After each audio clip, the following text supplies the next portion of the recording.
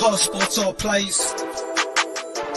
365, we making a plays. You talking the game, get you through the days. We're high in the court, the dime in the lane. Variety topics, never the same. All presentation, sports information. In the airways, taking the nation. All sport, all plays, they working your faces. Grace up the field, so tie the laces. Hard sports all plays. Network. Hard sports all plays. Network. We on top of our game. Hard sports all plays. Hard sports all plays.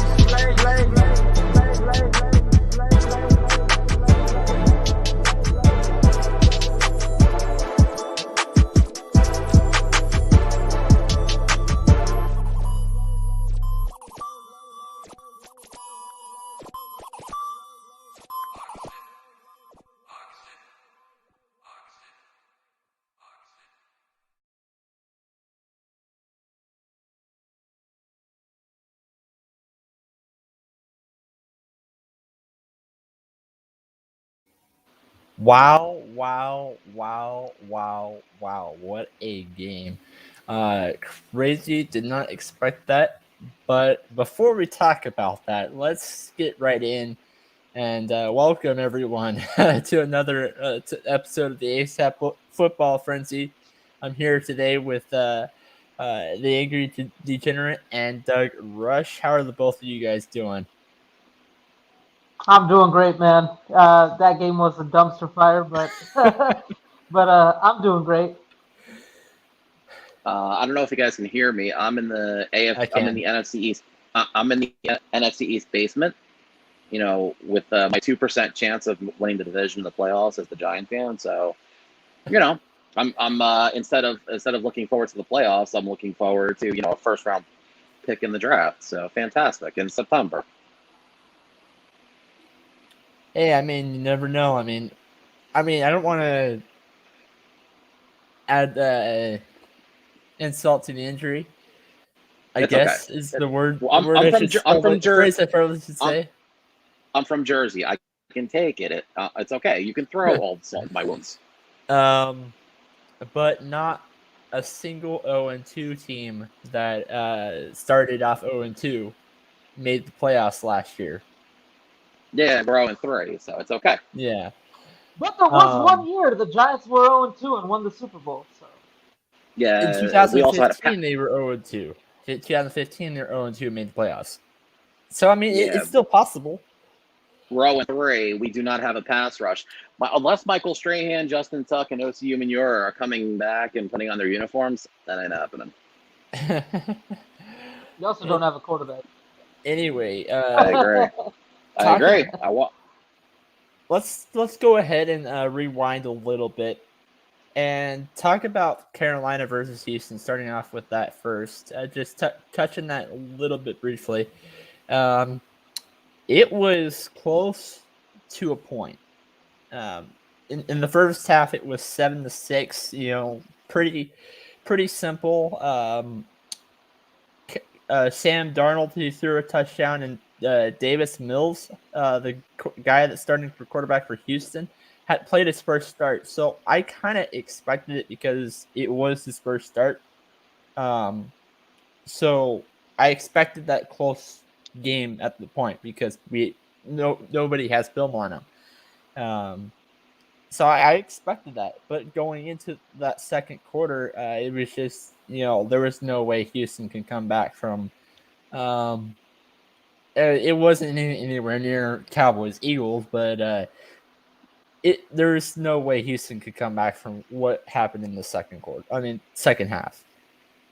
Doug, I'll go this to you. Okay. What are your thoughts on the Houston game? What to expect? What do you expect from the Houston Texans team? I expected David Mills to look like a third-string quarterback, and that's exactly what he looked like on Thursday night against the Carolina team that right now is rolling. Carolina is a little bit of a surprise, but at the same time, it's not a surprise because Sam Darnold, coming out of the 2018 draft, was this highly touted quarterback who went to the wrong team in the Jets. Mm-hmm. And thankfully for Sam Darnold's career, he got away from Adam Gase and the stink that is the New York Jets. He got himself to the Panthers. Matt Rule gets his quarterback. And look, right now, Carolina's clicking. They're 3-0. They look like they're a hot team right now in the NFC South. That game was what I expected. Houston looks like a team that is so disoriented. They refuse to play Deshaun Watson, but they won't trade him for anything less than like 16 draft picks, your kidney, your first kin. It's ridiculous what they're asking for with Deshaun. At the same time, they play Tyrod, who's a professional but is not Deshaun, and then they play David Mills, who's a third-string quarterback, over even thinking about giving Deshaun Watson any playing time. And they're going to keep losing games if they keep doing this. I mean, if they have no ambition to play Deshaun, fine, trade him. Get something for him. You're not going to get 3 first-rounders for a guy who has, the allegations against him like he's playing and like he's playing at an MVP level. No, you should take what you can get for him, take the best offer possible, let some team play him, be done with it, and rebuild and get your next quarterback and figure that out, because this is going to keep going. Obviously David Mills should not be the starting quarterback. And if it's Tyrod when he comes back, fine. He's a capable starter, but with Deshaun sitting there, just a healthy scratch every week, it's poor business by the Houston Texans. And you know what? They're just going to keep losing games until they do. And they're going to keep losing games because they're a rebuilding team. So you know what? Get your draft picks for whoever wants Deshaun, whether it's the Miami Dolphins, the Washington football team, whoever it is that needs a quarterback right now. And there's teams that do need a quarterback right now. Make that trade. But you know what? Like I said, the game was like expected. Carolina's the better team. Houston's headed towards the top 10 in the draft. That Carolina did what they were supposed to. When we talk about when we give our picks, which that will be after we touch bases on the Cowboys and the Eagles. When we give our picks, I am going to talk about Deshaun Watson when we touch the Colts-Dolphins game. Okay. But, as for now, you mentioned Adam Gase here. Adam Gase, I read something I thought was really funny. I know what you're talking about. Yep, I know what you're talking about. His high school football team, the team that he played high school for, they won state after he left. Yep. Denver Broncos, they won the Super Bowl after he left as offensive coordinator. Yep. Ryan Tannehill, after he gets traded to the Titans from the Dolphins, free agency, immediately improved after he was gone from Miami. And now Sam Darnold, after what we saw Thursday night, we can easily say that Sam Darnold has improved after his time with Adam Gase. Yep. Now, I listened to something I listened to a podcast, and they said that their bold take is Sam Darnold. They have Sam Darnold as the comeback player of the year. Now, I'm going to give this to the Angry Degenerate. Do you see that happening? Sam Darnold? I mean, by all accounts, his career was dead in the water. It was DOA. It was done. It was dead on arrival. Once he arrived to the Carolina Panthers, everybody said, "What the hell are they doing? They should have drafted a quarterback. Why did they make that trade?" I mean, I didn't. The guy looked like a dumpster fire in the Jets. But then again, you got to break it down. He was playing with Adam freaking Gase, man. That New York Jets franchise, it doesn't matter who they get in there. It just doesn't matter. It seems like that entire culture there is just completely toxic. But Adam Gase is something else. The guy ruins quarterbacks. I mean, I'm pretty sure he got the job with the Dolphins, and then of course he got the job with the Jets. He has a good relationship with Peyton Manning, but at the end of the day, I mean, Sam Darnold, he's gonna win. He's gonna probably win the unless things go off the rails here, but. The Panthers are a surprise 3-0 team, and he is a big reason because of that. I mean, we've seen what Joe Brady has done with quarterbacks before. We've seen what he did with Joe Burrow at LSU. Joe Burrow was a washout prospect at LSU, got transferred to LSU, and he turned him into number 1 overall draft pick, and he's doing the same damn thing with Sam Darnold. And they got a guy there, I think, with and he's still on a pretty damn cheap contract, to be honest with you. He has 2 years. He has this year and next year left on his deal. If things go the way they are going right now, and they're playing in a pretty shitty division, you never know, man. That Carolina Panthers team could possibly be knocking on a playoff spot, knocking the doors on a playoff spot. I actually am going to go far as I think that they're right now with the roster that they have. I think that they're the third best NFC team besides the Rams and the Bucks. Wow. And I can even argue maybe Cardinals, so maybe fourth. That could either be an interesting, that could be a good take, or that could be a take that comes back to haunt you later in the year. Yeah, I've had plenty of those. Let's move on and talk about a game that nobody expects other than maybe who is going to win. Dallas Cowboys ended up beating the not Miami Dolphins, the Philadelphia Eagles, 41-21 as the final score. Everybody, had a. I guess if I had to give a game ball, I would have to give it to pretty much everybody on that offense that was healthy, because people were scoring left and right. Tony Pollard scored a few touchdowns. Elliott scored. It was a crazy game.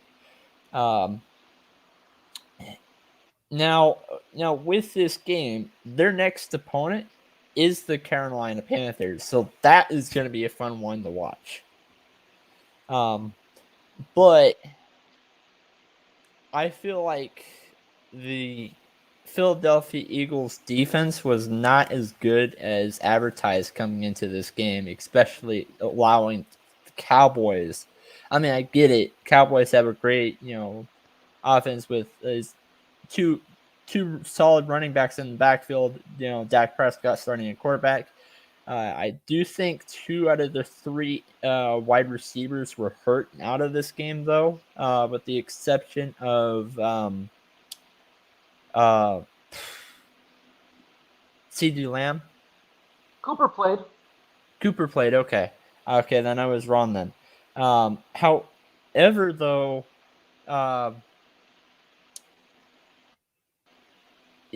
let's just say it was not a game that I was expecting. Doug, since you're a big New York Giants fan, you know a lot about that division, so I'm going to let you go first. What were your thoughts on the game? Like, what were your predictions heading into that game? Things like that. I mean, I had to keep my eyes on it, especially because for fantasy football eyes. So the person that I had, so did I. The person who I was playing going into tonight had the Cowboys defense. Now I was, it was maybe sick to my stomach, but I was hoping for the Eagles to have like this big offensive explosion night and score 50. That clearly did not happen. Thankfully, they didn't score enough to where I got beat. So I got my first win of fantasy. Woohoo! The Eagles defense wasn't that good, and the Cowboys offense looked like how people envision it on paper. Zeke got a couple rushing touchdowns. He almost got 100 yards. Dak looked okay from the ankle injury. He threw 3 touchdowns. So I know we were talking about his shoulder last week. I mean, if he had a shoulder issue, he didn't look like he had it this week. CD looked okay. Amari Cooper had a couple catches, but I mean, they were scoring it well. And the Cowboys right now look like the team that in week 3 could be the runaway for the division. My Giants are 0-3. They're not going to win. I know that already. I've accepted it. It's okay. Washington football team and the Eagles, I think they'll be chasing. And usually it comes down to week 17 with one of these teams. But I mean, I think it's going to be whoever of those 3 teams gets the first to either 8 or 9 wins, if they can get that high, will be the division winner. Right now, if the Cowboys can play like that on offense, for the majority of the season, then yeah, Dallas is probably going to win that division. And right now, they look like the best team in the division. So pains me to say it. I hate the Cowboys, but I gotta, you have to respect talent and respect the winning because they destroyed the Eagles on national television tonight. I have a question. Who was the last team in that division to win the division in 2 back-to-back years? Oh man, because it hasn't been a while. It hasn't been. It might be the Eagles from a while. It might be Eagles from at least like 02, 03 because, that's the first one I can think of because it seems like every year it's hot potato with. Those Eagles teams went to 4 straight NFC title games, I believe. Yeah, I remember they lost one to the Buccaneers. They beat the Falcons. I read a stat that Andy Reid's the first coach to make two where he's been like this happened twice for him. He's the first coach to do it twice, and that's to make 3 back-to-back conference championship games. Yep, sounds he about did it right. With the Eagles in Kansas City. Yep. Yeah. Now I'm gonna go ahead and give this to Angry Degenerate. What are your thoughts on this game? Well, there was a lot of prognosticators out there, a lot of gambling addicts who had Eagles plus 3.5, and I scoffed at that. I was like, really? Especially after the Eagles lost Brandon Graham last week, who's a big part of their defensive line. I think they really missed him this week. Especially in the running game, they missed him. You can just absolutely tell they were gashing him left and right. The running game, the Dallas Cowboys running game was gashing him left and right. But what can I say about this game? The Eagles lost by about 20 points. Probably should have been more than that. They had a garbage time touchdown. Cowboys dominated them. When I did my early season predictions right after the draft, I had the Washington football team winning the division. Right before the training camp or during training camp, early preseason, I did my predictions again. I had the Dallas Cowboys winning the division. My reasoning was if they can just play average on defense, they're going to win that division because their offense is outstanding. And they're playing a little bit above average, actually. I kind of expect them to come a little bit back down to earth. I feel like they're playing a little bit over their head. I think Micah Parsons is a big reason because of that. He's been fucking amazing. The way that they're playing right now, unless something happens where a key player gets injured or something or other, I just don't see them losing this division at this point in time. I think they outclass any of the teams in the division. Sorry, Doug. That's okay. Yep. I'll look. What? And let me preface that by saying I hate the Cowboys. I hate everything they stand for. I hate their fans. Their fans are the most annoying fucking fans on the freaking planet, second to Raider fans. But I fully expect them to win this division, and that's me eating humble pie because I hate their ass. I don't know if you sorry, the Dallas Cowboys, they put out this little thing trolling the Eagles before. You know what? I gotta give them credit. Because tonight the Eagles had this beat Dallas T-shirt, so the Cowboys sent out a thing with the T-shirt, and over it says "Beat by Dallas." That's pretty good. That's pretty funny. That's pretty funny. That's pretty good. Yep. Oh my gosh. So you have to give credit to the people who work in the social media departments. You have to give credit to the people who work in the social media departments because some of them have some of the best senses of humor ever. And that's pretty good. There's a lot of people out here on this network that like to make jokes about, my favorite team and stuff like that. That's because I am a big Denver Broncos fan, but I also like to watch, not root for, watch whichever team is the local team out there in the NFL. I say that because when I was living out there in Texas, the local team was the Dallas Cowboys. So a lot of people like to tease me because, and joke around saying I'm a Cowboys fan because I'd rather watch that than other games out there in the NFL unless Denver is playing. With that being said, I only rooted for the Cowboys today because of fantasy reasons. I wanted the fantasy football league that I was playing with my dad.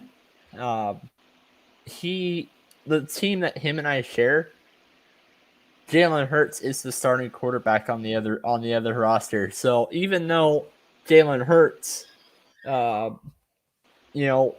didn't put up Cowboy numbers, he was the quarterback for the Philadelphia Eagles in this game, I still probably lost. Anyway, with that being said, let's move on to the next topic, and that is Week 4 NFL picks. I'm gonna start this. I'm gonna go first. Starting off with Thursday night football game, and I think that the Jaguars are going to keep it a close game like they did with the Cardinals in Week 3, but Bengals are going to eventually pull out, and they're going to end up with the win, 27-17 victory. Angry Degenerate, what is your picks? What are your thoughts on that game? I think this is a game that probably nobody wants to watch on television. But outside of that, get Urban Meyer out of the NFL. I mean, the guy's terrible. I got Bengals all day in this game. Bengals at home. I wouldn't say that exactly. For one reason, he's never had an NFL coaching experience, so this is like his trial run, I should say. He's doing a very terrible job of it. True, I get that, but I'm giving him a little bit more of a chance than some of the others because he has. I think he's out by the end of the year. I think he's out by the end of the year. Before it goes back to college, maybe USC. Doug. I could see Urban Meyer also being one and done as well in the NFL. He definitely does not like to lose, and he's going to lose a lot this year because that's what the Jaguars are. They're a young football team. I was surprised that he even took this job because the Jaguars are a rebuilding team. I've never seen a team fall so far from grace like they did a few years ago, being a quarter away from the Super Bowl, all the way back to their number one pick, and yet here they are. The Jaguars are a team that always likes to trade away their first round draft picks. I'm sorry, we're moving on. They do. Leonard Fournette's got a Super Bowl ring because he got traded out of there. By the way, that's a joke to the trade that happened earlier today where they traded away their cornerback. Now they only have two first round draft picks on their roster. That includes Trevor Lawrence. They got their starting quarterback, Trevor Lawrence. Yeah, I think that includes Trevor Lawrence. Their general manager is Trent Baalke. 49er fans know all about him. Terrible. Yeah, they know a little bit about Trent. But, it's going to be a battle of the last two number one picks in the draft with Joe Burrow and Trevor Lawrence. Trevor Lawrence is going to keep on the growing pains. He, just keep playing them. Cincinnati is at a surprising 2-1 start. As long as Joe Burrow is healthy and he just keeps firing away at touchdowns, Jamar Chase has been fantastic for him. Cincinnati should walk out 3-1. They're at home. Jacksonville they might, get some points in garbage time. I'm going to say 28. I'm going to say 28-17. I'll give them a little bit more in garbage time. So 28-17, Cincinnati goes 3-1. Angry Degenerate, did you already give your pick on that? Yeah, I picked. Are we doing scores too? Yeah. Okay, I got the Bengals 31-17. So we all have them scoring 17 points against the Bengals. So up next, I'm doing this one next because the Carolina Panthers, they played the Thursday night football game in week 3, and the Cowboys just played. So I'm going to do their team next. And like with the Bengals and Jaguars, I'm going to go first. I think that the Carolina Panthers are going to be, their undefeated streak is going to be knocked off because of how well the Cowboys played today. As a matter of fact, I don't see Carolina scoring a lot of points. I'm going to go 38-10. Cowboys. The Angry Degenerate. Yeah, I think I'm in a similar mindset as you. I think Cowboys playing at home against a Christian McCaffrey-less Carolina Panthers. We saw how their offense kind of went last week when he left the game. She left the game pretty early. I think it'll be Cowboys in a romp, probably like 34-14.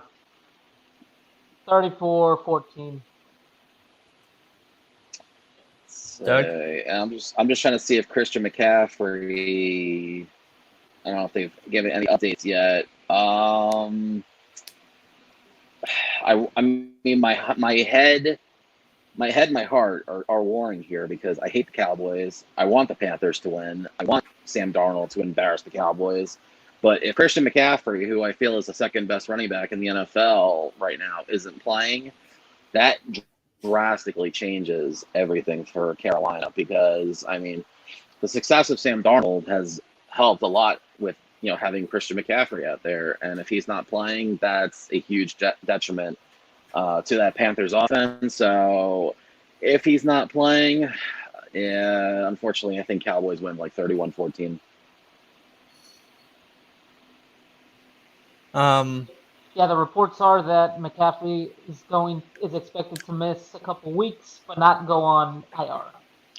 Not go on IR, so that could be like 2 or 3 weeks. So up next, I'm going to go with the surprise pick here. I still think that the Tennessee Titans going up against the New York Jets, I still think the Titans are going to win. But unlike some of the other stuff that I've been reading, I actually think it's going to be a close game. And I say that because I feel like the Jets defense, even though they're not great, I feel like they're a little bit underrated. They're better than what people think. And even though they did get blown out by Denver last week, I still think it's going to be a close scoring affair. I'm going to go Titans 28, Jets 22. Doug? Now, Nate, you saw the Jets play on Sunday, right, against the Broncos? Yeah. Now, you how many points did they score? I think a total of 0. Yeah, it was 0. Yeah, you're giving the Jets and their offense way too much credit.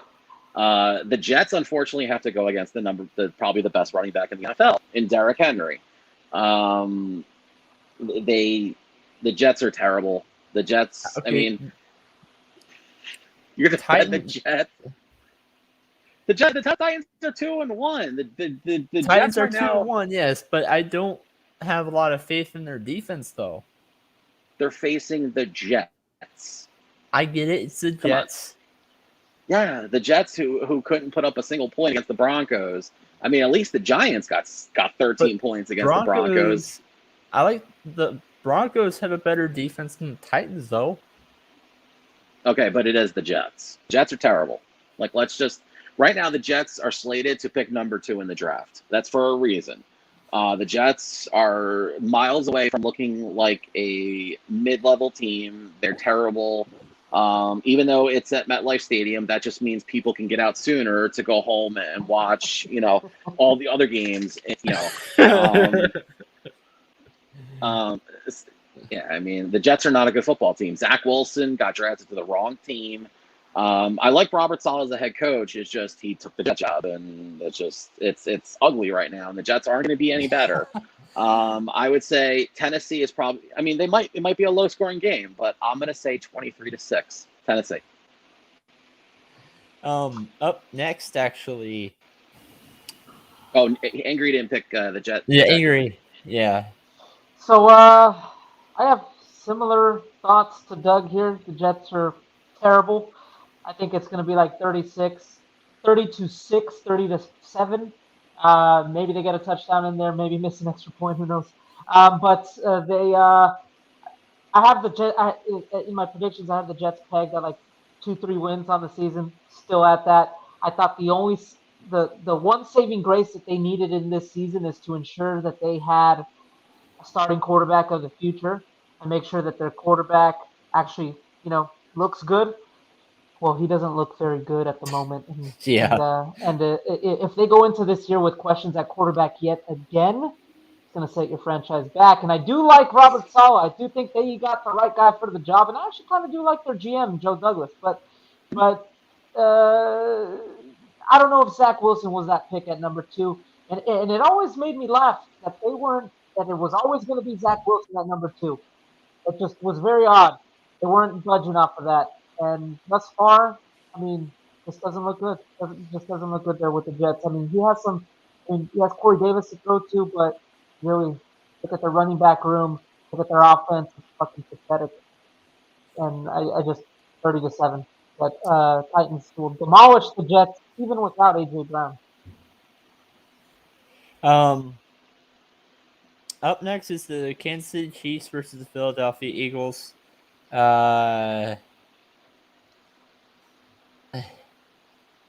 Eagles lost. I mean, not Eagles.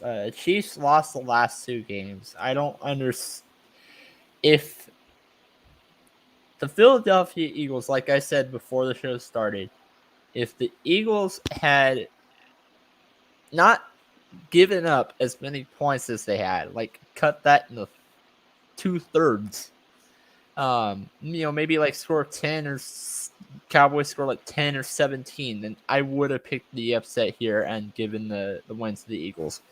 I'm not though. Chiefs had a really good passing game. As I said last week, their defense is terrible. Chiefs defense. And Chiefs don't have a great running game, but they have a really solid passing game, and I think that's what's going to get them over with the win here. And I'm going to go 27-10 Chiefs. Doug? Now, kudos to you because I believe you picked the Chargers last show to beat the Chiefs in an upset. Yes, I did. Congratulations, you got that pick right. Yeah, I mean, if you saw the Philadelphia defense tonight on Monday Night Football, they can't stop the pass. This is basically, if you have Patrick Mahomes on your team, you're salivating this week in fantasy football. But we're going to talk about what? We're going to talk about my team of fantasy football. We're going to talk about with regardless. This is a dream matchup for Patrick Mahomes. He's got great receivers. Clyde Edwards-Helaire even, had some productiveness. This past game, even though I had him on the bench, that's okay. And now I don't know if he's going to play or not, but the Kansas City Chiefs signed Josh Gordon too. Whether he's stoned by halftime. I hate that. It doesn't matter. I mean, Josh Gordon can sit on the sideline, smoke a doob with Snoop Dogg. The Chiefs are still going to put up 30+ points. Yeah, I like the Chiefs to win this. I'm going to say 38-14. Kansas City just rolls and gets back to 500. I hate that, but that's not for as an analyst. It's I don't understand why Josh Gordon is in the NFL type of fan. Speed. He's quick. True, he's quick, yes, but what he's done to put, I get it. He is a. You as a head coach, you're expecting a 3 phone call that he's been arrested or that he has failed another drug test. I get it. He's gotten a million chances, yet somebody like Tim Tebow, who is the choir boy and has done nothing wrong, can't even get a tight end job. But I get it. That's a story for another day.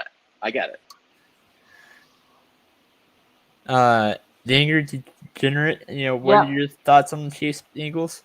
This is what I call a get-right game for Kansas City. 2 losses in a row. I fully don't expect Andy Reid, who, by the way, hopefully he's doing well. Got released from the hospital. Got released from the hospital. Very positive. Expected Yes. to be at practice tomorrow. Get-right game. Don't overthink it. Chiefs are going to beat them bad. The defense kind of sucks, so I kind of expect Philadelphia to put up a little bit of points, but it's going to be like something like 41-21.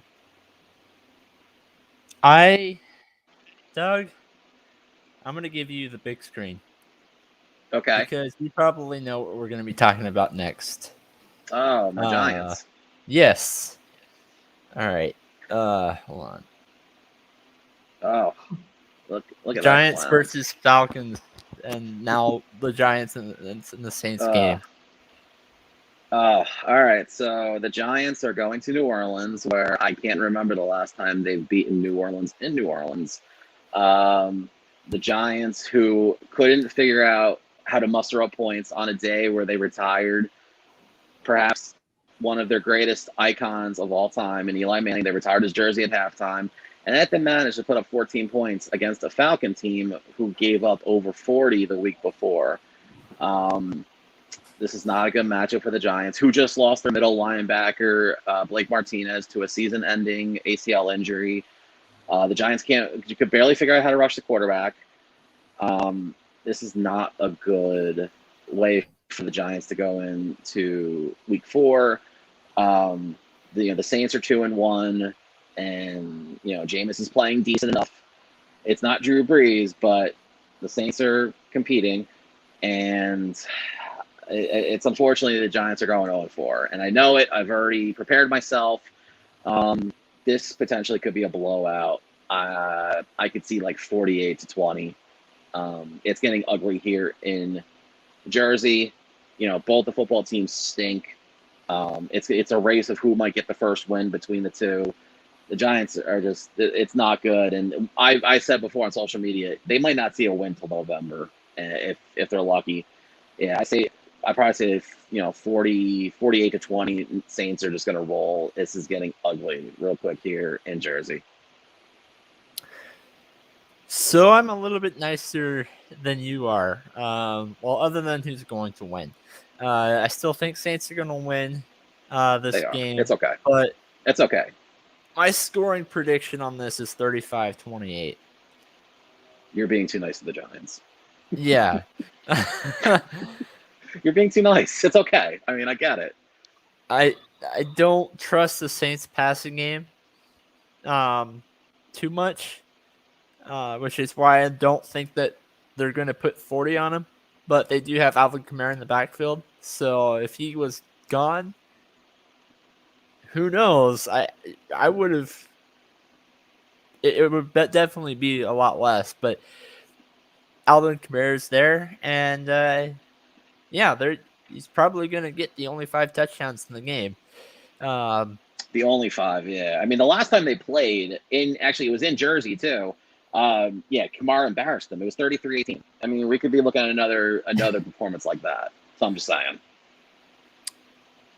Angry Degenerate. I got it at like 27-13. I got Saints beating the Giants. I mean, what was supposed to be a strong suit for the Giants was their defense. It's not really happening. They spent a lot of money on that defense. And I think Joe Judge there, he might be on the hot seat. There might be a little warm there. A lot of weird things happening. A lot of weird things happen in training camp. You can't You can't run a practice or run things like Bill Belichick without the credibility, my friends. And he doesn't have the credibility. And it's not looking good. I mean, you could run things like that when you are winning. When you're losing, things are going to start getting ugly there, I think. Eric Mangini found that out real quick in Cleveland when he was like finding people and trying to beat Belichick in Cleveland. Except one thing, you're missing a few Super Bowl rings to do that. And I like covering the Giants for USA Today and everything. I have kind of the health and the the temperature of the fan base. The fan base loved Joe Judge basically until week 1, and week by week they are slowly turning on him, and it's like I said before, it's getting ugly real quick. It's not the first, they were 0-6 last year until they won their first game.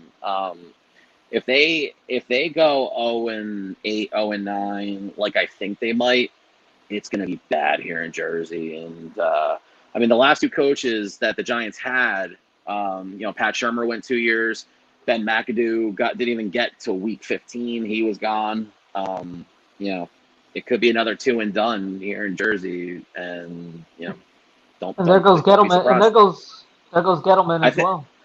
I think Gettleman gets to retire as opposed to getting fired because he's been with the Giants for so long. I think they'll encourage a retirement. I mean, he was 70 and he came off dealing with cancer. So I think they'll rather let him retire and get somebody else. But yeah, I don't think he'll. If they go 2-15, like I think they might, the way that they're playing, yeah, he won't survive going into next year. Yeah.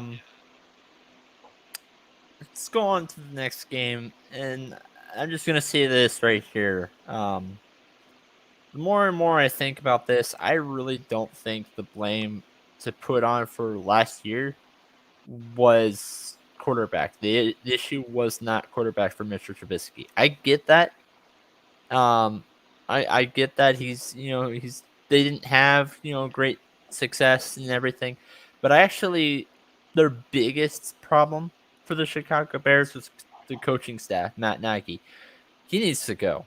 I mean, you've had Nick Foles twice, Mr. Trubisky, Patrick Mahomes, Andy Dalton for a couple games, Justin Fields for the last game.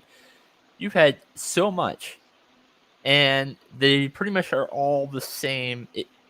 Their quarterback's scheme is completely different, but they look all the same. It's not Justin Fields. He was asking for a mobile quarterback when they got Justin Fields. Justin Fields pretty much he got his answer, and then he's not doing anything because of what Matt Nagy has been telling him.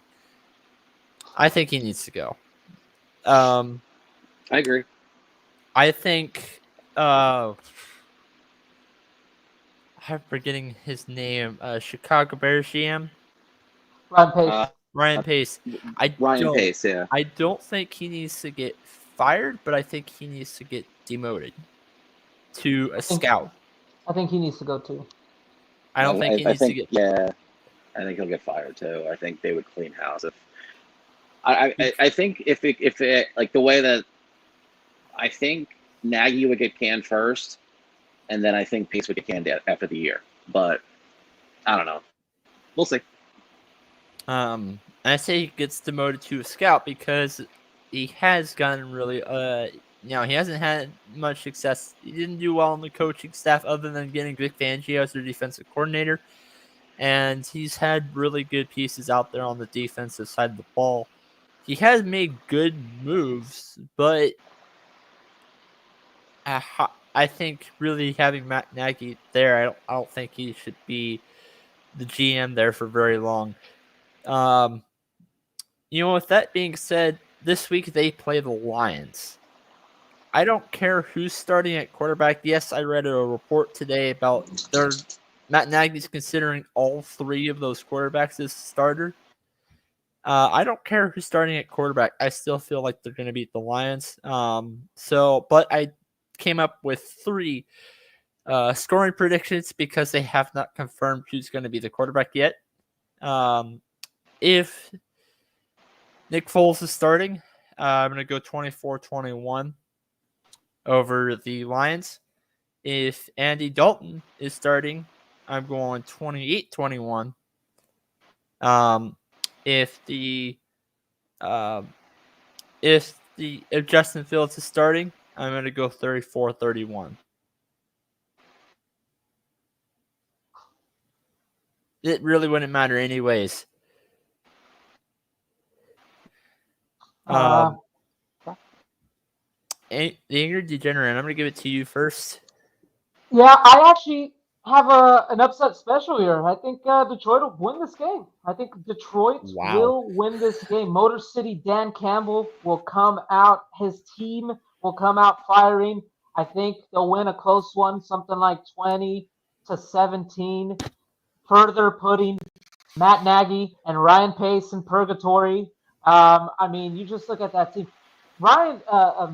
Justin Fields got sacked 9.5 times, 9 times this past week. And Matt Nagy comes out and he's like, I don't know who's going to be the starting quarterback this week. It's like, come on, guy. Like, it's very clear that he has never called plays in his life because he was the offensive coordinator under Andy Reid. Andy Reid calls the plays, folks. It's not their offensive coordinator. You think Eric Bieniemy calls the plays? He does not call the plays in Kansas City. I just think that entire organization is just a complete dumpster fire at the moment. Ryan Pace, I mean, how the hell can you not have an offensive line here? I mean, you're talking about you brought just Peters out of retirement to be your starting left tackle. I mean, this is a fucking joke. And it's like, it seems like Matt Nagy doesn't know how to call plays for a mobile quarterback. I mean, you look at what he did with Mitchell Trubisky. You see what he did this week with Justin Fields. The guy doesn't open the fucking playbook, my guy. I mean, come on, dude. But regardless of the point, I think they lose this game. I might be wrong. This is my upset special of the week. I like what I've seen from Detroit.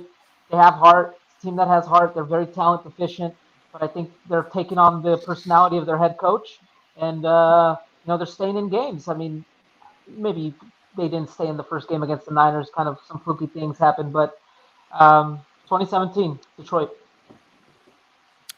Doug? I am going to concur. The Bears, this has upset written all over it because the Bears, I honestly feel like Matt Nagy could be the first coach get fired. I could just see Dan Campbell finally getting that first win. He probably gives himself a Gatorade bath on the middle of the field. He can just get himself one. That's just give himself. He's crazy. I mean, he was a tight end in the NFL. He's crazy, but you know what? They're in the games, and they play hard. I think this is finally the week where the Detroit gets off the losing skid. They get their first win. 23-20. I think it comes down to a field goal, and Detroit gets their first win. And Chicago, it doesn't matter who starts. I mean, they could pull Jim Harbaugh off the sideline of Michigan, and they're still going right. So, the only player on the offensive side of the ball that I actually trust is T.J. Hawkinson. It's the only reason why I didn't go with the upset because of that. It's just T.J. Hawkinson against the Bears defense, so I didn't go with that. Going into this next game though, I think it's going to be not as what I predicted for the Vikings and the Seahawks game last week, which I did call the winner though. I'm dead. And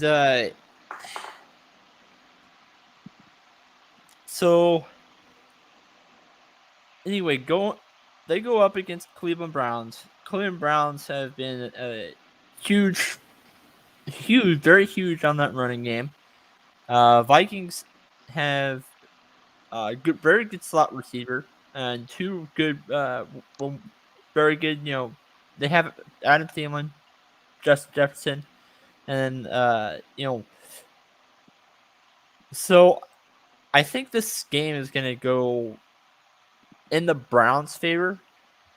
Only because I like their defense a little bit more than I like Minnesota's. I think the Browns are going to win 34-31. Give this to Doug. Okay. Cleveland got a very big part of their offense back. Odell Beckham Jr. finally returns. Put up yards. Didn't get a touchdown yet. But yeah, I'm with you. I like Cleveland in this. Minnesota, I think, is just trending in the wrong direction. I think they're eventually going to need to figure out who's the next quarterback after Kirk Cousins. I think they're going to actually eventually figure out who's going to be the next head coach after, Mike Zimmer. I like Cleveland. They're a young upcoming team. Their head coach is very good, and Kevin Stefanski. I say Cleveland wins 31-20. The Angry Degenerate? Yeah, I almost think, the Vikings should have probably promoted Kevin Stefanski to be head coach and fired Mike Zimmer because, I mean, Mike Zimmer is like a defensive head coach, and their defense sucks. I mean, what's going on there? I mean, their defense used to be their strong suit 3-4 years ago. The last 2 to 3 years has been pretty pitiful, and it's been all under his watch. And you know what? They have a very winnable division. I wouldn't say winnable division because I think the Vikings, the Packers are the cream of the crop of that division, but they have. I had them kind of in the wild card range, but just seeing what I see now, I think Mike Zimmer's job is in jeopardy. They are very good offensively. Their defense is trash. Browns prey on immobile quarterbacks like Kirk Cousins, and I just think it might be kind of a high-scoring game. I'll put it at let's do 34-27. Cleveland. Next game to talk about has blowout written all over it. The Houston Texans. They go off and face Buffalo. It's a away game. Yeah, that's all that. Nothing else really needs to be said. Bills win 45-14. Doug? So I'm looking at the spread here. Buffalo is favored 16.5 to win. So your prediction is pretty spot on. Buffalo's 2-1. Texans somehow are 1-2, but they're fortunate with a win. Buffalo is going to spank the Houston Texans 40-14. So Buffalo goes 3-1.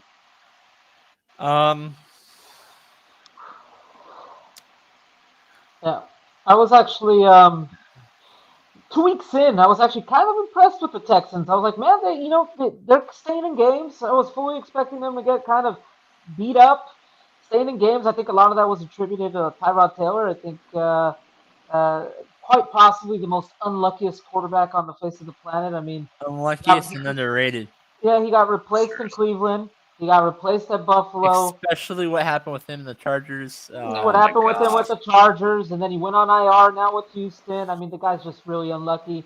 I think he was a key to their success their first 2 games. We saw how they were last week without him. I could see him retiring and becoming quarterback coach. Possibly, we'll see. Davis Mills, 3rd-round pick out of Stanford. Not ready for prime time, I think, and it's gonna Bills at what is it, Orchard Park, whatever it's called. Yep, Orchard Park. Yeah, they're gonna beat them really bad. I think it's be something like 37-14. Up next, the next game is one of 2 upset games for this week. I'm going to go off on a hot take here. I think the Dolphins... I'm not saying that Jacoby Brissett is a better quarterback than Tua, but I think that the Dolphins are better with Jacoby than they are with Tua. With that being said, they go off against an 0-3 Colts team who surprisingly hasn't had the success that I thought they were going to have. I would hate to see them go 0-4, but after what happened against the Dolphins and the Raiders last week, they are my upset pick, and I think the Dolphins are going to win 26-14. Doug? Yeah, the Dolphins are at home. Carson Wentz always feels like he's, you tap him and then he's out for 10 weeks with a knee injury.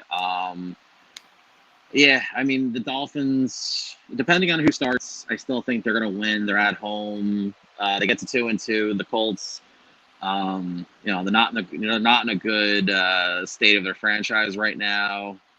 27-13. I think the Dolphins get back to 500. They are favored, so yeah, Miami wins this game.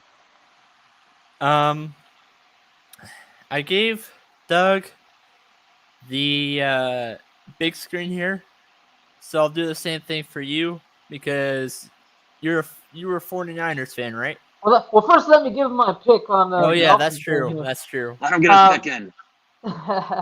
Yeah, I mean, I got similar viewpoints to you guys. I mean, got Dolphins to win this game. Probably, I don't know, let's say 24-13. I think Carson Wentz is not healthy, but I think even when he was healthy last year, he wasn't very good. And I think his career is trending vastly downward. And that trade that everybody was hyping up in the offseason, that trade, he's going to be under Frank Reich. They're going to bring him back to the Corey days. Yeah, it's not turning out too well. And the Colts have been a massive disappointment this year, quite possibly one of the biggest disappointments in the NFL. So 24-13, Dolphins take it at home. I'm going to give you the big screen because your 49ers are the home team this next week. They play the Seattle Seahawks. So, what are your thoughts on this game? They were like the Tampa Bay Buccaneers. They were one of the two teams that were undefeated that lost last week. So I'm going to give you the big screen. Thoughts on the loss and, things like that? Yeah, I mean, the loss, the thing with the Kyle Shanahan offense is that, you got to run the football to set up the pass. That's always been the thing. That's always been the thing that works for that football team under Kyle Shanahan. They just couldn't run the damn football yesterday. I mean, they were getting dominated at the point of attack there, which caused them to be behind to start off the game. And you know what? You never really want Jimmy Garoppolo to play from behind. It's always a quarterback that you want to play from the front. We were in a hole. We actually came out of that hole, and we had an opportunity to win the game. But then, late game, Kyle Shanahan came into play, and we've seen this game happen many, many times, and it befuddles me so much how these head coaches who are put in 20, 22 hours every day, they cannot get down clock management. They cannot get down game management, and that cost us in that game. There was a couple other things that cost us. I mean, our secondary is so beat up. I mean, we're down to Josh Norman, who, by the way, is probably going to miss next week. He was spitting up blood and was in the hospital this week with some sort of problems. And now we're down him. We're starting, a 6th-round pick in Lenore at cornerback. And, we got Emmanuel Mosley on the other side. I mean, the Green Bay Packers and Aaron Rodgers picked us apart in the secondary. And I'm kind of afraid that's going to happen again with the good old let Russ cook and Russell Wilson. But with that being said, let me get all the negative stuff out of the way here. I think this is going to be a close game. Traditionally, in these last couple of years under trial, these games have been pretty close. And Niners are playing at home. I have them kind of squeaking out a win here, like 31-29. I think that we kind of squeak one out there, and I think this game it'll be a pivotal game in the division. Obviously, Seattle's sitting at 1-2, and the 49ers are 2-1. Start off the season, I think a lot of people were kind of overrating the 49ers, thinking they were gonna, just come in here and kind of automatically be a playoff team. I had them sitting in second place behind the Rams as like a wild card team. I think the Rams by far and away are the most talented team in the division and might get the first or second seed. But suffice to say, I got the 49ers 31-29 in this game. Slight maybe little homer coming out of me, but I'm hoping for the best for this game. And that's my pick.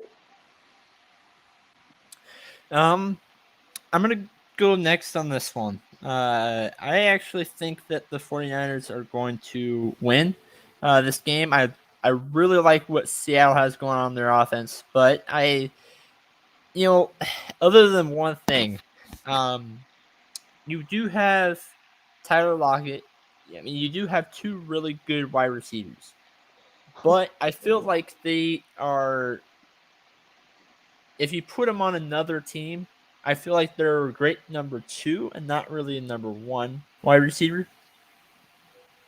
If you guys know what I mean.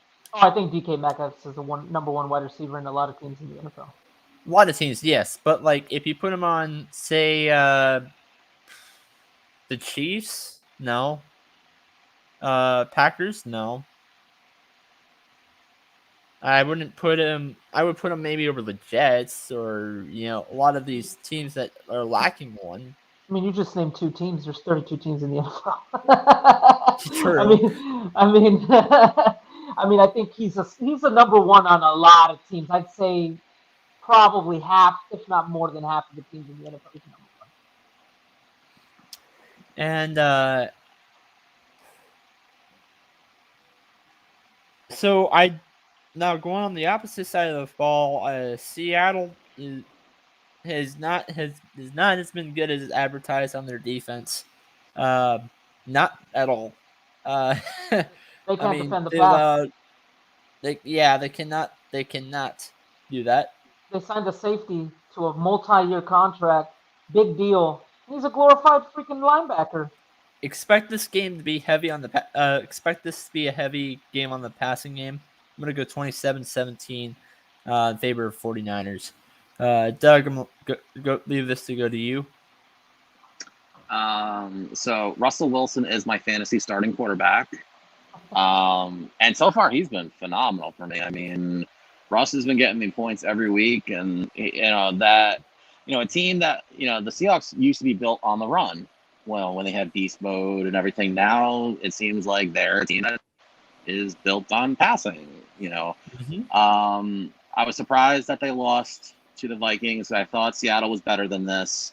I think they picked the wrong time to go 1-2 on the road against a team that always gives them a fit in the 49ers. It's a big rivalry game. The Niners were 37 seconds away from winning that game. Aaron Rodgers is on a point to prove, that he deserves, this big contract and can win outside Green Bay. I think the 49ers, are on a mission to show that they ultimately should have won last week, or I should say on Sunday night, and they didn't because Aaron Rodgers is sticking it to everybody in the NFL. The 49ers look like they should be the team that wins this game. I think it'll stay close because these two teams always play each other very tough. I'm going to say 34-26. 49ers go to 3-1. Yeah, up next, actually, this is the one that's probably going to go back and haunt me because so far, every time I go against my gut, which is what I'm doing here, it doesn't seem to have worked out. Same way it happened with the Steelers and Bengals last week. Anyway, so I can see it happening here, and that's the Rams and the Cardinals. I have the Rams winning this one only because I was, I was kind of impressed. Maybe it's because I was impressed to see.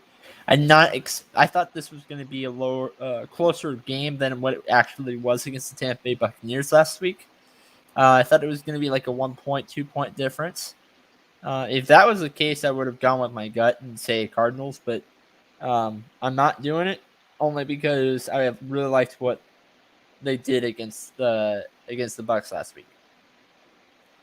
31-30 being the final score. Doug?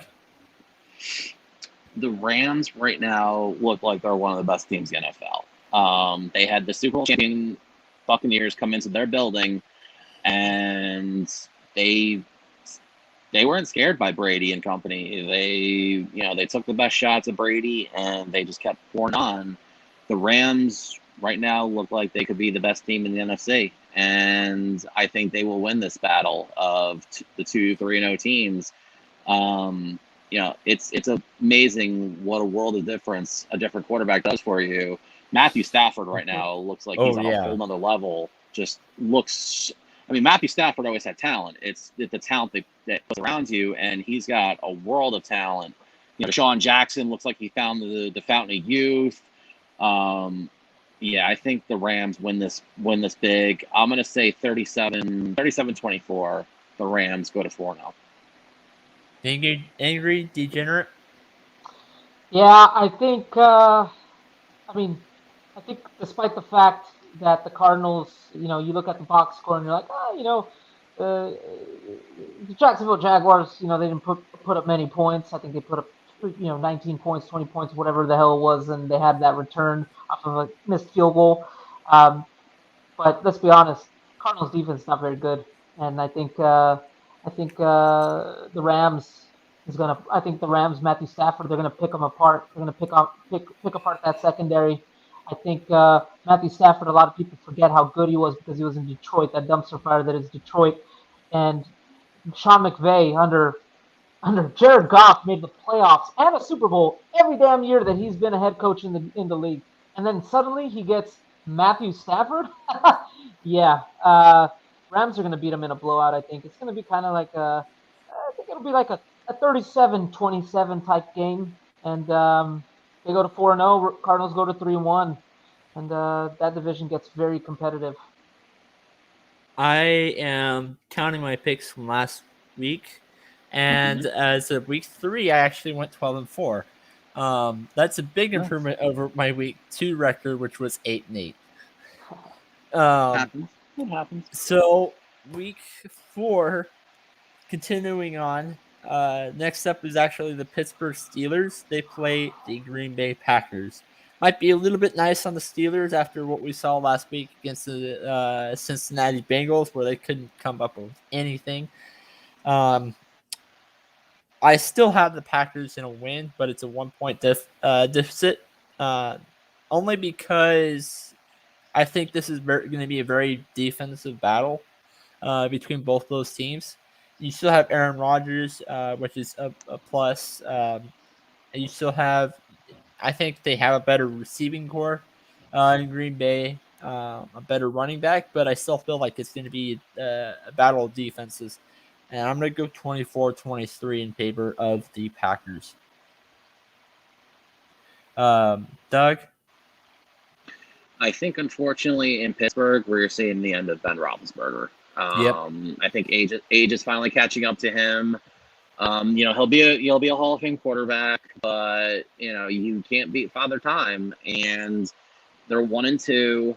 Ben he's not the same quarterback, and I think they got to start looking at life after Ben Roethlisberger. Whether that's Dwayne Haskins or not, I have no idea, because Dwayne Haskins couldn't read a freaking playbook in Washington, and you saw how quick they gave him the boot. I forgot to say one thing real quick. Yeah, go ahead. I think that the Steelers are going to score 10 points heading up into the fourth quarter. And then once the fourth quarter starts, you see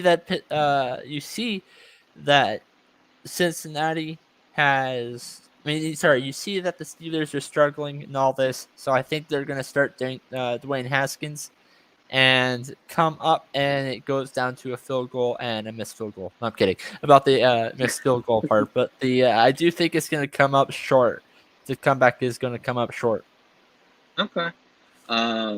If Ben continues to look the way he does, they owe it to themselves to see if Dwayne Haskins can perform, or if they need to figure out if they need to draft a quarterback or trade for somebody. Mm-hmm. In the battle of what was Super Bowl 45, it's going to be Packers winning. It's in Lambeau. I think the Steelers are in for a long day. I think it's going to be 34-10. Next game, since I gave Doug the full screen here, and since I have to make my pick. That's true. Yeah, he's got a pick too. I'm just excited about the next game. I know you are. Steelers versus Packers. What can be said about Ben that hasn't already been said? I think this is a classic scenario of a quarterback that probably played 1 year too long. They probably should have just went in another direction, whether it was with, I don't know, Mason Rudolph or Dwayne Haskins. But I mean, they might even possibly consider benching him because he's looked that bad. He's looked really bad and old. I actually kind of feel bad for the guy. I mean, it looks like a quarterback that's, you see those clips back in the days of Joe Namath playing with the San Diego Chargers. It's just like one of those things where it's like, what are we doing here, guys? And it's not like he doesn't have talent on offense. I mean, they're stacked at wide receiver, and they have Najee Harris. He's great, but they're not looking very good because of Ben. And so, with that being said, I think I still give a little bit of credence to the Steelers defense. So I think it's not going to be a blowout. It'll be something like 27-20, and that's it.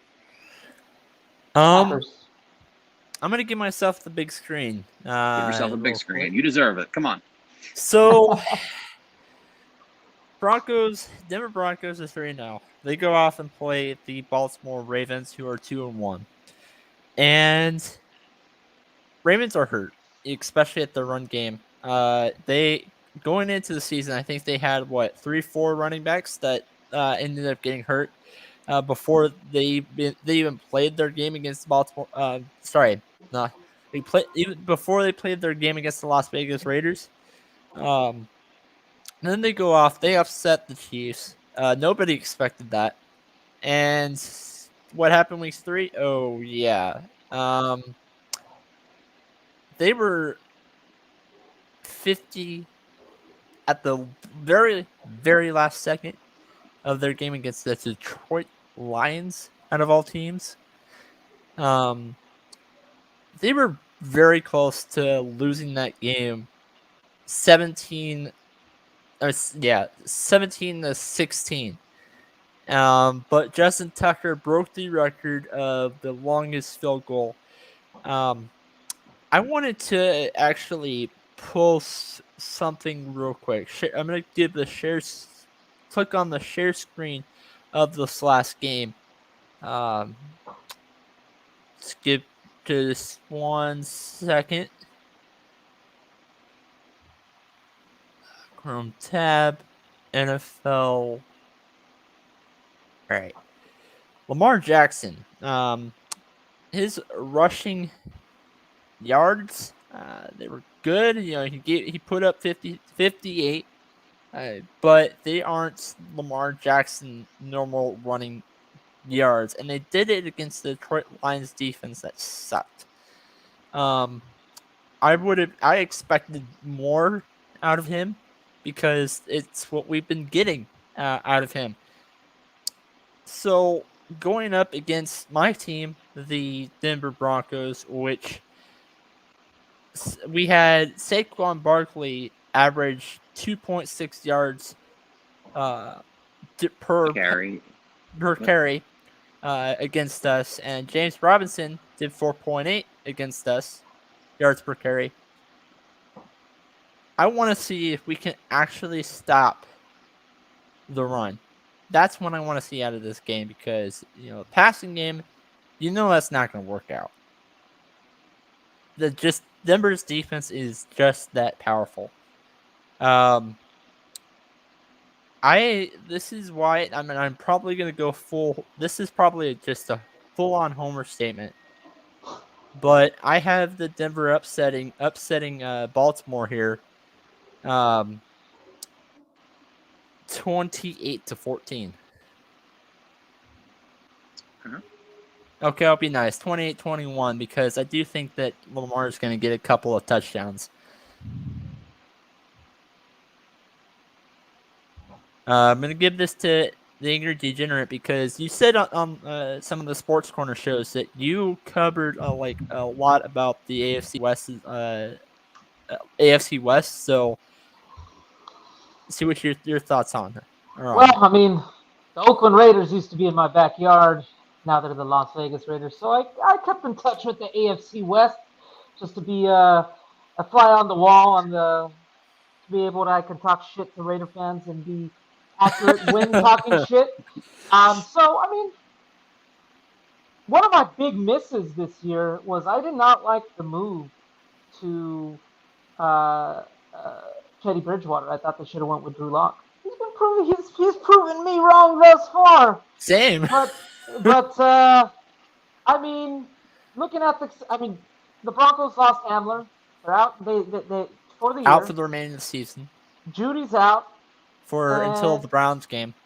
Correct. So you're missing your 2 top wide receivers. And, I think when the Ravens played the Detroit Lions, there was one of those classic, you kind of overlook your opponent because they just came off a big win against Kansas City. They overlooked the Lions. Now they're playing the Denver Broncos, who are 3-0. And I think Teddy Bridgewater is going to turn into the Teddy Bridgewater of old in this game. And we're going to see the Broncos drop down to 3-1 in a 24-13 game. Doug? I guess I'm the tiebreaker. You're going with the Broncos. You're going against the Broncos. Denver is favored by 1 at home. I also would like to mention that the Broncos have not played anybody yet. That is also a factor. Ooh. Man, I could feel that. I could feel that sting that burned 3,000 miles away. Oof. This I think this could go either way. I mean, you're talking about a team that's built around Lamar going up against a team that has played defense very well so far. The Broncos came into Jersey and they stuffed the hell out of the Giants, and then they had the Jets come in and they made them look like a Pop Warner team. I think this will come down to a field goal. I feel like this will come down to whoever has the ball last. Sorry, Nate. You can't bet against Justin Tucker, especially in that setting, that scenario. I think it's going to be 24-21. I think the Ravens win on a field goal. Going up and against the next matchup is the game of the week. For most NFL fans, probably not for Tom Brady. I say that because he's on pace to break the record for the most number of passing yards. I'm sorry, total yards. Was it? It was passing or total. I think it was total.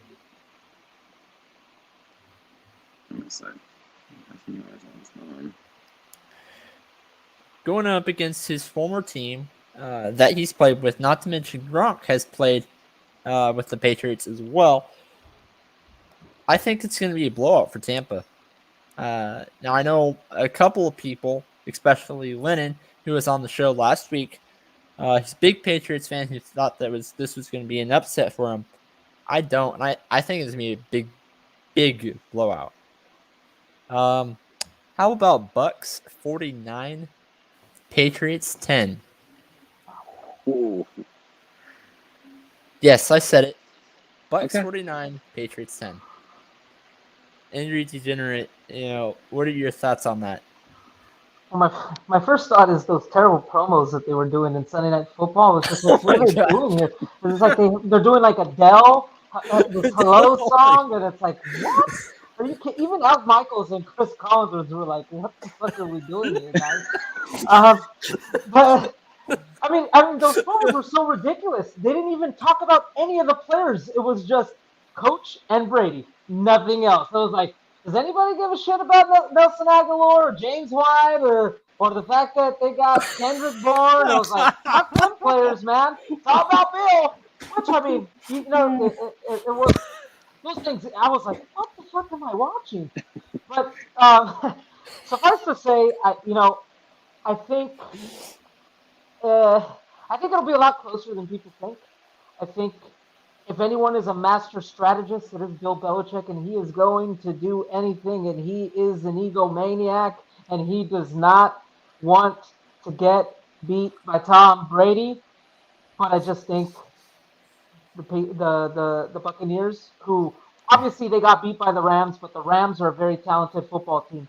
The Buccaneers will not get beat by an inferior football team that is the New England Patriots. And I think it'll be closer than people expect, but I do think Tom Brady's going to go there into Gillette Stadium, and I think it'll be something like 31 to let's say 23. Doug? Yeah, so I concur with you. All right, so first of all, it was passing yards. So Drew Brees right now is at 80,358. That's what I thought. Fog in the way. Tom Brady is 80,291. So he is 67 yards away from tying, 68 from taking the lead as the all-time passer in the NFL. Which, I mean, given the way the Buccaneers' offense is, he can get that in probably the first 7 or 8 minutes. Yeah, I mean, they spent all of Sunday Night Football hyping up Belichick versus Brady, but really it should be Mac Jones versus Tom Brady, as in that's the guy who's playing right now.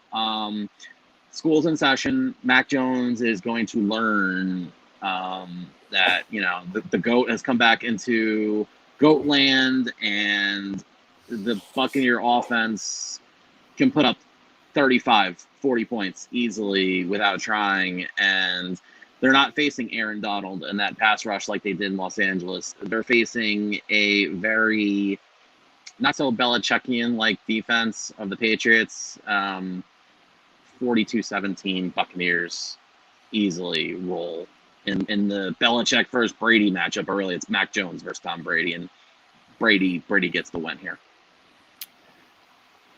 Up next we have Monday Night Football. It's the next game. This was the game that I thought that the winner was going to score 40 plus points. This was the Monday Night Football game. Let me rephrase that. But I don't. It's the Raiders and the Chargers. Chargers, they right now, they just came from upsetting the Kansas City Chiefs. Second team to do that in a row.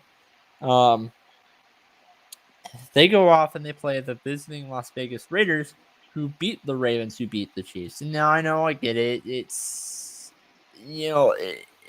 that really, they didn't physically beat the Chiefs themselves. But I think, to be honest with you, this is going to be a high-scoring affair.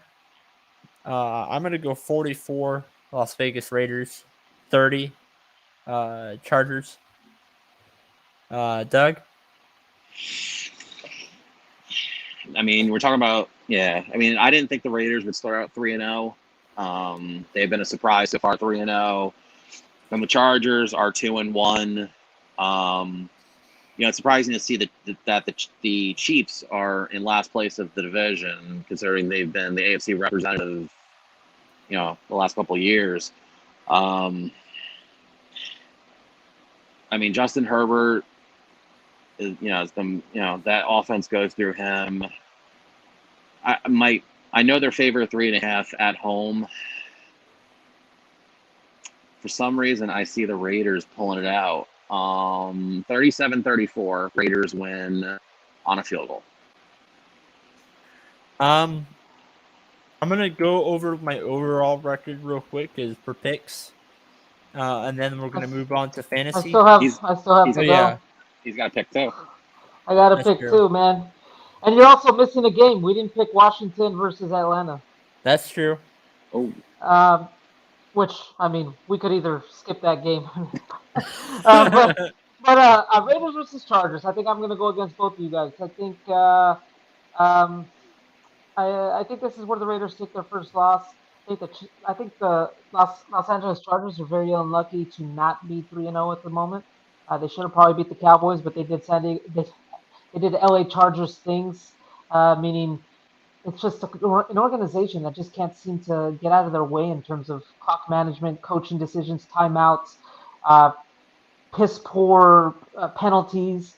They had 2 touchdowns called back on ticky-tacky fouls, mind you, against the Cowboys, so they probably should have won that game, but they didn't. At the end of the day, 2017 is what matters. And, with the Raiders, a couple fluky things happened. The Raiders could easily be 1-2. They could have easily lost against the Baltimore Ravens. In fact, they were losing to the Baltimore Ravens in the fourth quarter. They probably should have lost that game, but they did a very unlike very unlike Raider thing, which is come through in the clutch and win the game in overtime. They did the same thing against the Miami Dolphins. Um, and I think their luck a little bit runs out here against the Chargers. I think the Chargers win this game 30-24. I'm gonna let you go first on this one, Angry Degenerate.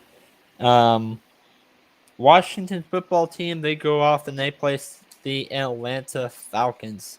Atlanta Falcons coming off their win over the Giants, and the Washington football team coming off their blowout loss to the Buffalo Bills.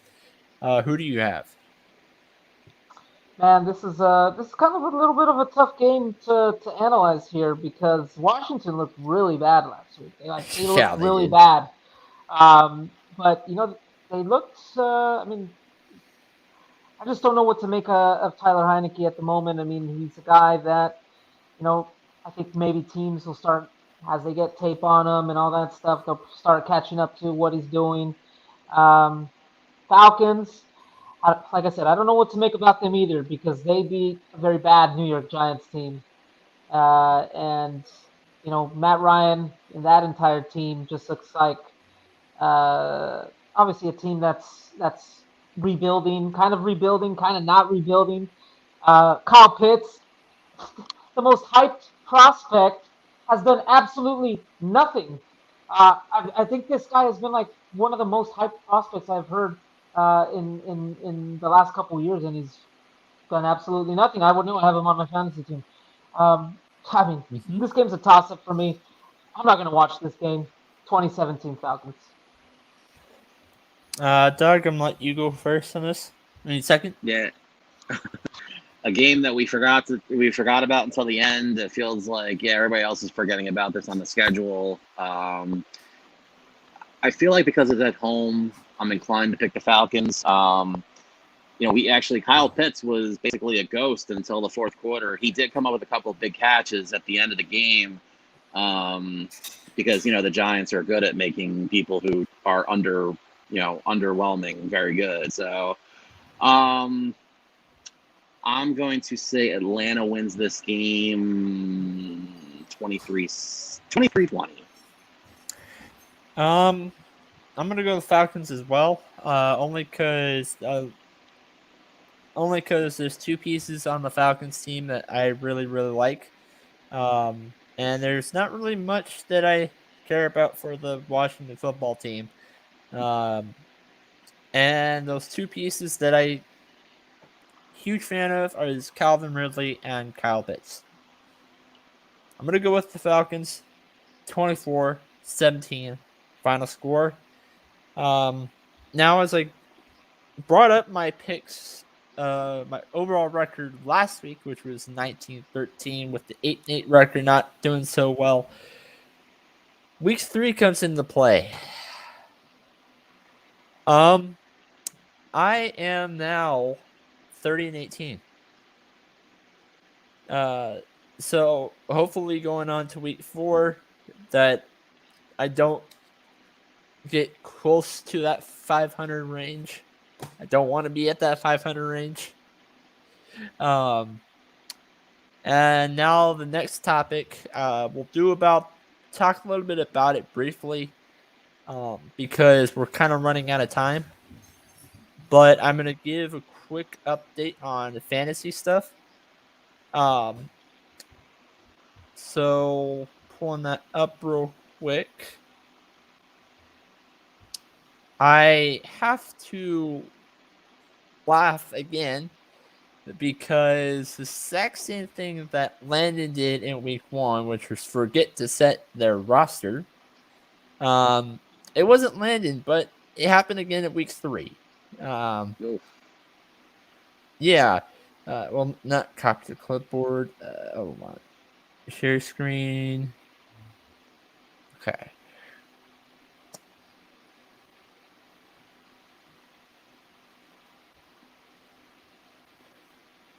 Okay, so final score of my game against the New Jersey Big J was 138 138.6. I won 138.6 to 63.5. Oh, good for you. And Tua Tagovailoa hurt. T. Higgins hurt. Darnell Henderson hurt. Oh. Sorry. Yeah. They were all hurt before the game started. Does this person not pay attention to their rosters? And because of what happened today, he is no longer undefeated. Well, first of all, why does he even have two on his team? That's my. Who's his backup quarterback? He doesn't have one. Oh, well, that he deserves to lose for that alone. Oh my goodness! I mean, he could have at least replaced a couple of receivers. I mean, Jamar Chase should be in the starting lineup. He's been fantastic. Marvin Jones has been actually really good. Mike Williams. Oh my goodness, terrible! Oh my goodness, this person needs to pay attention to their lineup. My goodness, get him. I said this in our first show. Always pay attention to the waiver wire and make sure you at least have a backup quarterback just in case of things like this. This person should get rid of Jersey out of their name. They're such a heartbreak to me being a person from New Jersey. Oh my goodness, terrible, terrible, terrible. The guy's name is Jordan Dean Lewis. Well, he's fired from being from New Jersey, so. All right, so up next is William Morgan versus James Nesbit. The final score of this one was 110 to 188. So James Nesbit, who is on Real Talk, he goes up to 2-1. William Morgan. Well, by the way, this is the guy that I told you about, William. He has 2 fantasy teams in this league, but in this case, talking about not setting the roster, this guy did not set the roster with Josh Jacobs being out, and the Rams defense, but that's one thing. Josh Jacobs, didn't do anything, and they still ended up being William Morgan's team here.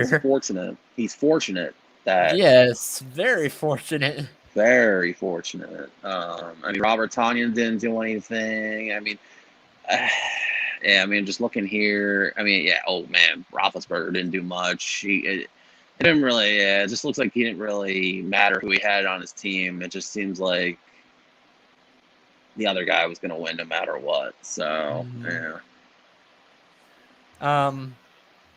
Up next is Tyreek Hill's daycare. Justin Gotze. He is the guy that does not have Tyreek on his team. Tyreek Hill on his team, and he's called it that. He won today, 151 to 113. A huge blowout. Both these guys had a bye in their previous week, so that's why they're 1-0 heading into week 3. Justin Gotze ends up continuing his undefeated streak with the 2-0 record. Alexander Mattison had a great game against the Seattle Seahawks. Cooper Kupp even had a bigger game against the Buccaneers. I mean, you can tell Madison, Jefferson, and Kupp. I mean, right there. I mean, that's the bulk of your points right there. That's That's having a good week, even with Russell Wilson not having a typical MVP type week against the Vikings. I mean, that right there, I mean, was it 25, 25, and 30? I mean, there you go. That could win you. And not to mention Denver's defense scored 17 points in that game, and the Brandon Cooks had 20 points there. Good. Yep, that'll get you 151 points and a victory anytime with that kind of point scoring. The other, William Morgan's other team, the Seattle Spartans, he ends up getting his first win of his time. And he ends up winning 115 over 99 against Bill. And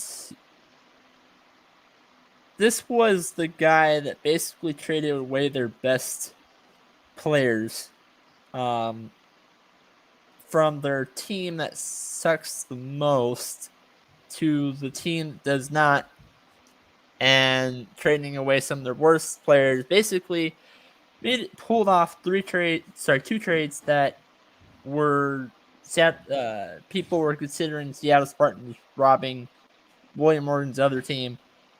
Anyway, long story short, the team that basically robbed the team that sucks, that was supposed to suck coming into the season, is now 1-2. Now, 3-minute warning. Did they have? I mean, I see. Did they have another running back on the bench? Because I mean, it looks like he left. Like AJ Brown didn't do much, but Latavius could. Murray was their only other running back. Wow, his team's really bad. Wow. Yeah. Hey, I mean, he had some points on the bench that he could have put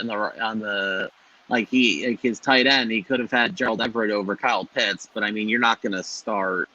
I wouldn't sit Pitts on paper, but it seems like he could have won this game had he switched out a couple players, but you don't know that in hindsight. So yeah, I'm gonna say one thing. This is just a bold prediction. If I had Williams roster for next week, I would start Tim Patrick over Chris Carson. okay. Because I feel like he's gonna get a lot of the touches, other than Courtland Sutton. So, next game was I Win Weekly, Landon Hammonds, he was the guy that we laughed about for not setting up his roster in week 1. Only won this week. Yeah, he won this week, and now he's actually 2-1. Flory Maximus Alex Fleming, Jason Fleming, he is now 1-2 is his record. And, TJ Hawkinson has been a beast this year, but that I kind of expected. Well, he has great tight ends. Mark Andrews on the bench. Yeah. I offered him a trade that didn't go out, but basically, I don't remember who else I sent. He said that he doesn't want to have. He's willing to trade one of those two tight ends, but he doesn't want to get a tight end in return. So I offered him a trade. It didn't end up working out because one of the pieces that I tried to trade was the Rams tight end Tyler Higbee. But he doesn't want to get a tight end in return. And I told him, like, what do you want to do? What are you gonna do if TJ Hawkinson gets a bye? If Mark Andrews is the guy that you're willing to trade, and he said pick one up. It's a risky move. Yeah. I mean, I would have had my smart ass personality. You would I don't want a tight end. That's when you come back with, well, people in hell want ice water, but let's get back to reality and fantasy football trading. So, yeah. I mean, he got the win, but maybe us shaming him that 1 week, maybe it made him realize, oh, maybe I should pay attention to my lineup. He got the win, but shame him to make the trade with you. Come on. So Christopher Brown, he is currently on his undefeated streak. Now he's officially 3-0. He beat the currently 0-3 Ray Cruz.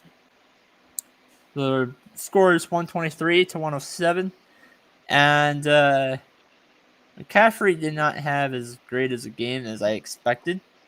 But the truth is, he did get hurt. So, yeah, about that. I think Ray is actually the only Jaguars fan I know of. And I mean, he's very vocal about it. He was on our show last week, and he's probably the only Jaguars fan I know of publicly. I mean, he has his quarterback, and he's going to continue to stick with that quarterback. And somehow Trevor Lawrence got more points than Justin Fields, which says a lot about the poor performance Justin Fields had in his debut against the Browns. I said earlier, fire Matt Nagy. Yeah, fire Matt Nagy. I mean, they should, but this is where being a Jaguars fan and Jaguars homer kind of goes back to bite him. I mean, but at the same time, who do you start over Trevor Lawrence and Justin Fields, considering how poor one has played over the other? I mean, that's kind of like do you want to get punched in the face or kick in the nuts? I mean, flip your coin and pick a battle. At this point, I would start Derek Carr. That's right. He's got him sitting at the end of the bench. That's your best quarterback. Oh yeah, by far. By far. Yeah. I mean, yeah, I was gonna say that's a terrible quarterback room he has there, but then he has Derek Carr sitting on the bench. You should have started him. Yeah, without question. So, and then the next one after that is Team Henderson, but he was on bye. So that's all for now. Any final thoughts before? What a poor performance by bye. Oh my goodness, bye week was a terrible opponent. 0-3. Yeah, terrible. All right, starting off with Angry Degenerate, then Doug, then myself. Any final thoughts before we get to close? No, man. I mean, I'm excited for week 4 of the football season. I mean, we're going to be, a quarter of the way through the season already, kind of. That's freaking fast. And I'm also looking forward to the MLB playoffs, to be honest with you. Ooh, and yes. Postseason. Some tight wild card races, divisional races there in the NL West. Coming down to the wire, Brandon Belt just broke his thumb, out for the rest of the season. Potentially the playoffs. I mean, things are getting interesting in baseball at the moment, but it's being overshadowed by the grand old NFL. All right, Doug. Yeah, you mentioned. So I'm on the other side. So the Yankees just come off a 3-game sweep of the Red Sox. Me being a Yankee fan here in Jersey, we now lead the wild card, and if it were to start today, the one game wild card would be at Yankee Stadium. Very tight wild card race here Against the Red Sox. On the other side against the Red Sox. Yeah, I mean, I love the baseball playoffs. I'm very excited to see what happens. And it helps, because my team, the Giants, we suck. I get it. I've already accepted it. And I mean, weekly, I'm now covering what draft picks the Giants would get if the season were to end today. The Giants would have 5-11, by the way, if the season ended today. That's where my season's going. I'm instead of covering, potential playoff run and everything, I'm covering what draft picks the Giants are going to get in the first, 15 picks. So that just says a lot about New Jersey and New York football. So, but you know what? I can live with it. I'm a big boy. I know my team sucks. I get it. Thank God for MLB playoffs. Yeah. Speaking of my team sucks, the next set of games for Denver Broncos, I could definitely see it going either way. I mean, you're 3-0. You're 3-0. Okay, I don't know what a win is right now. Okay, I have no idea what it is to win a football game. You have 3 of them. I get it. So, the next set of games, we have the Ravens up next, the Steelers, Raiders, Browns. I can totally see us going 3-9. With the next game that I see us having a win is Detroit. That I from Chiefs all the way to the Ravens, I can see any of those games going either way.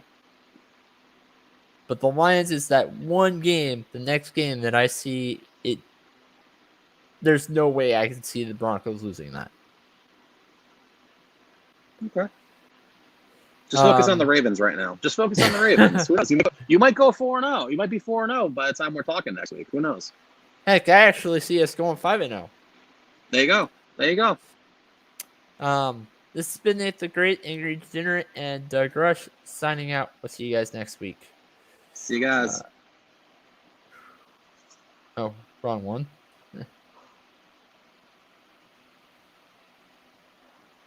All right, there.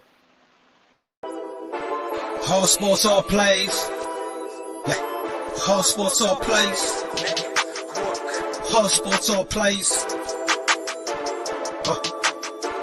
365, we making a plays. We talking the game, get you through the days. Great eye in the court, the dime in the lane. Variety, topics, never the same. All presentation, sports information. In the airways, taking the nation. All sport, all plays, like working your faces. Grace at the field, so tie the laces. Whole sports, all plays. All sports, all plays. Network. We on top of our game.